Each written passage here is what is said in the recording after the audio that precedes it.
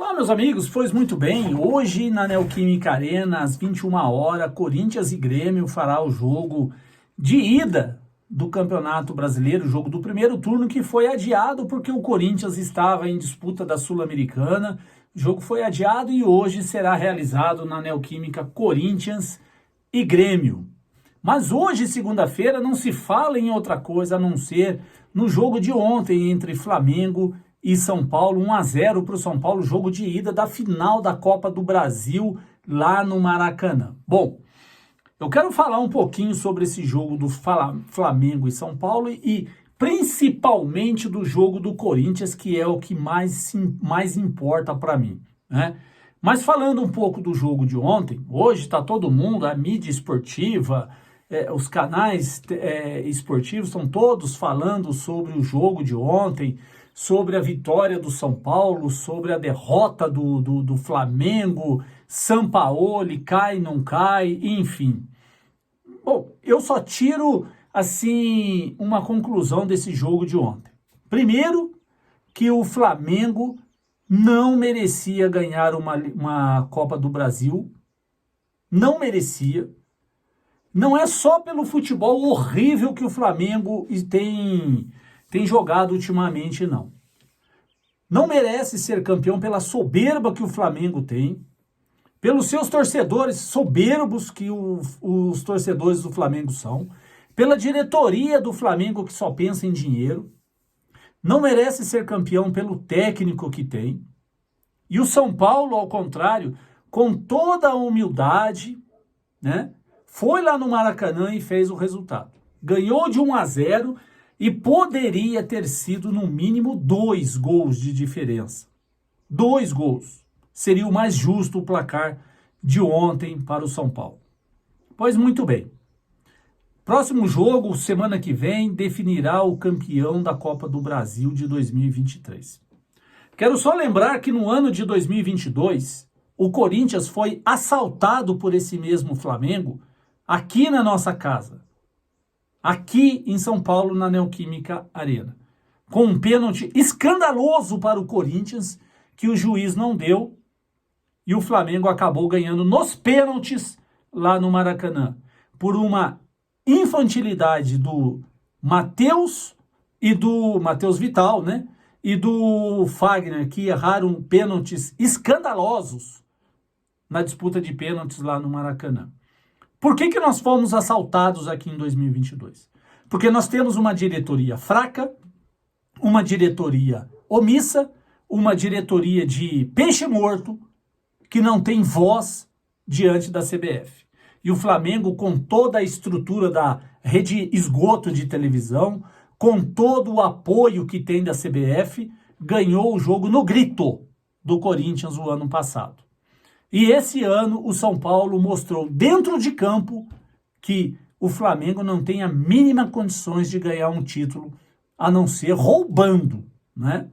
E o São Paulo ontem, quando mostrou que dentro de campo, se não tiver interferência de VAR, se não tiver interferência do juiz, qualquer time ganha do Flamengo. Nós não ganhamos o ano passado porque fomos assaltados na nossa casa, porque nós temos uma diretoria ridícula, fraca. E o São Paulo mostrou ontem que no campo o Flamengo não tem time para ninguém, não ganha de ninguém. Foi goleado pelo Atlético Paranaense, perdeu para o São Paulo e vai perder a final no Morumbi para o São Paulo, e o São Paulo vai ser campeão da Copa do Brasil.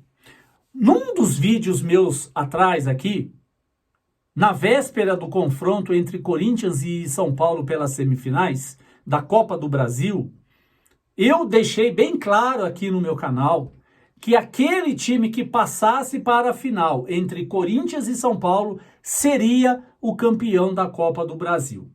Seria o campeão.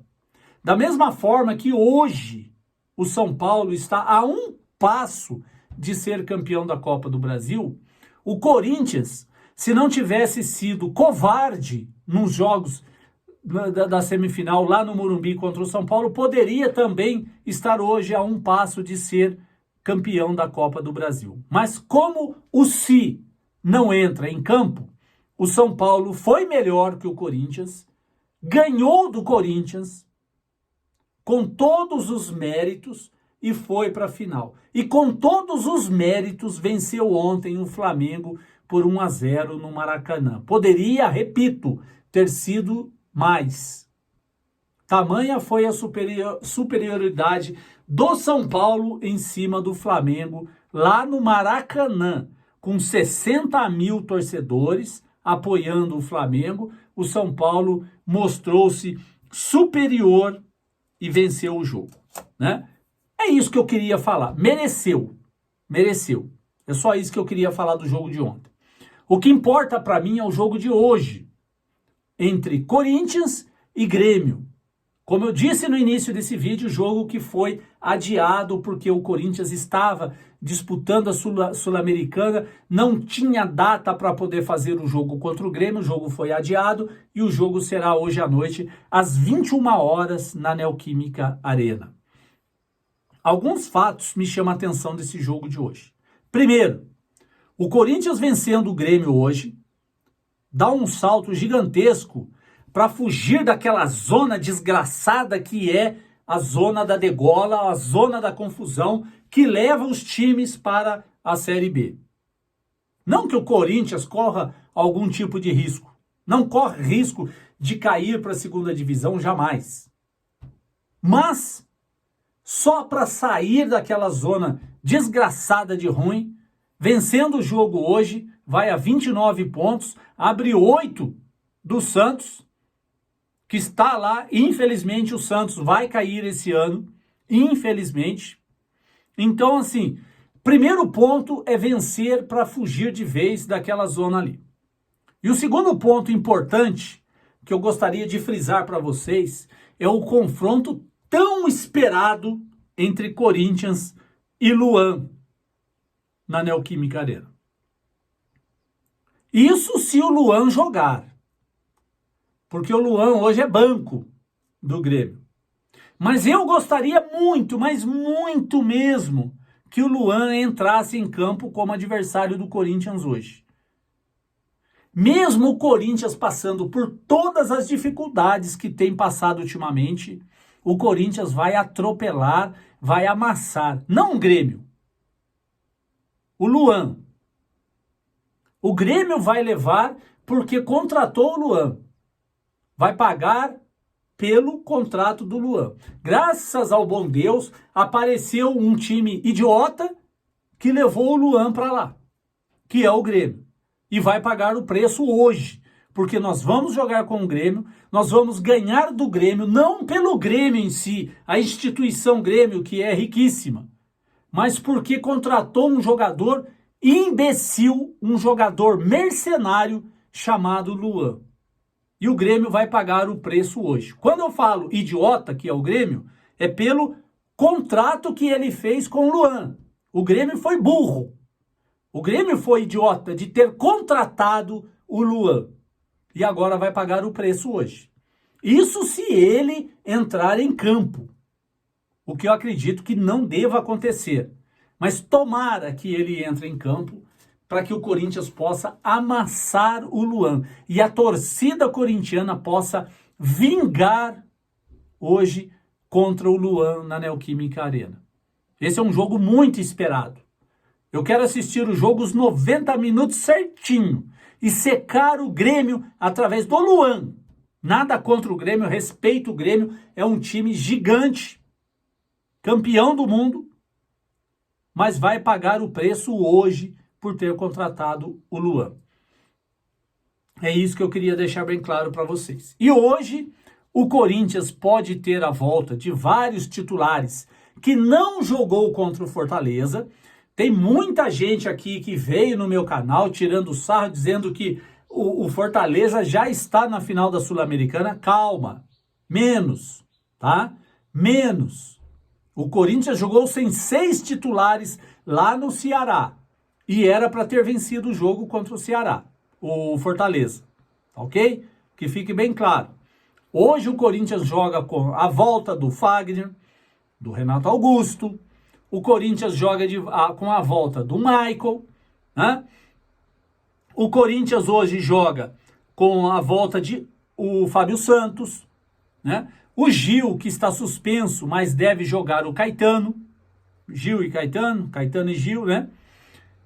Então, o Corinthians hoje, o Fausto Vera deve voltar à equipe. Ou seja, o Corinthians hoje tem tudo para vencer o Grêmio em casa e espantar de vez a crise. Todos nós já sabemos que para o ano de 2024, o Vanderlei Luxemburgo não será o técnico do Corinthians.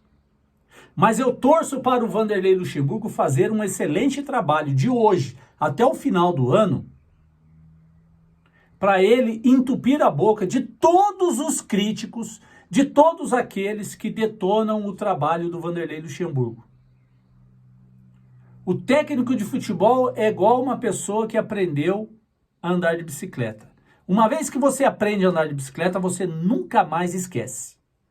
E o que o Vanderlei Luxemburgo aprendeu ao longo de sua carreira, ele nunca esqueceu. Ele não é um técnico ultrapassado. Ele pode ter ficado algum tempo sem dirigir a equipe nenhuma, mas ele conhece de futebol e muito, tá?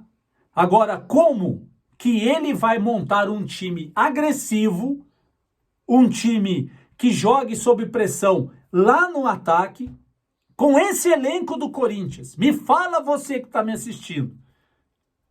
Como você montaria um time para jogar sob pressão, para jogar no ataque, com esse elenco do Corinthians hoje? Que o Duílio montou juntamente com o Alessandro. Um elenco fraco, horrível, que não tem competência alguma. Que temos um jogador que é considerado craque de bola, chamado Renato Augusto, mas joga uma partida e fica 5 fora.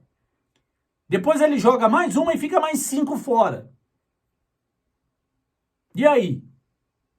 E a culpa é do Luxemburgo. Ok? Parabéns para você que critica o Vanderlei Luxemburgo e passa a mão na cabeça do Duílio e do Alessandro. Ok? Não esquecendo o Roberto Andrade, que foi ele que ajudou lá atrás também. Não faz parte da diretoria hoje, mas fez lá atrás. E é o grande responsável pela atual situação do Corinthians também. Não o Luxemburgo. Se o Corinthians chegou numa semifinal de Sul-Americana e pode com certeza ir para a final da Sul-Americana, é graças ao trabalho do Luxemburgo. Tem muita gente falando que o elenco do Corinthians, que o elenco do Corinthians está rachado com o Luxemburgo. Que história é essa? É fácil vender notícias, né? Notícias falsas se vende assim a torto e direito. Mas a realidade é outra. E o Corinthians vai provar por A mais B que está fechado com o Luxemburgo até o final do ano. O ano que vem é outra coisa, é outro presidente. Tomara a Deus que seja Augusto Melo o nosso presidente para 2024. E aí ele tem todo o direito de escolher quem ele quiser. Desde que não seja Mano Menezes, pelo amor de Deus. Tá todo mundo descendo o cacete no Vanderlei Luxemburgo e querendo o Mano Menezes. Sinceramente, eu vou falar a minha opinião para você. O Vanderlei Luxemburgo dá de 10-0 no Mano Menezes. E eu duvido e aposto com qualquer um. Entre Mano Menezes e Vanderlei Luxemburgo é superior ao Mano Menezes, mas muito. Dá um show de bola no Mano Menezes. E tem torcedor do Corinthians querendo o Mano Menezes no time. É brincadeira esses torcedores. É brincadeira.